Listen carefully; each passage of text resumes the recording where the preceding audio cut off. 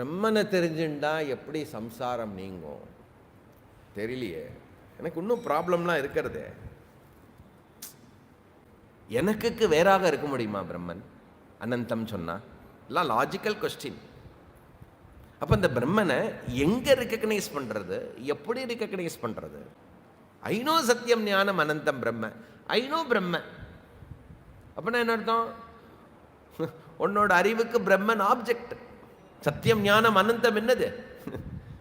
உனக்கு ஆப்ஜெக்ட். இல்லாஜிக்கலாக இருக்கு இப்படி சொல்றது. என்ன என்னதான் நம்ம இன்ஃபைனைட்டையே புரிஞ்சுட்டாலும் புரிஞ்சுக்கிறவன் இருக்கிற மட்டும் அந்த இன்ஃபைனைட்டும் என்ன ஆகிறது? ஃபைனைட்டு. அப்போ என்ன லாஜிக்கலாக என்ன கண்டுபிடிக்க முடியுறதுலேருந்து? எப்போ இது புரிஞ்சுக்கிறவன் அவனோட நேச்சரும் எப்படி இருக்கணும்?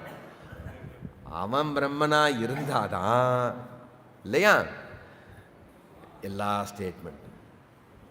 ஐ நோ பிரம்மன் இல்லை, ஐ ஆம். அப்போ எசன்ஸ் என்னது? சத்தியம் ஞான, சத்தியம் ஞானம் அனந்தம் பிரம்ம அகம்னு தெரிஞ்சுண்டாதான் என்ன ஆகும்? சம்சாரம் நீங்கும், மோட்சம் கிடைக்கும்.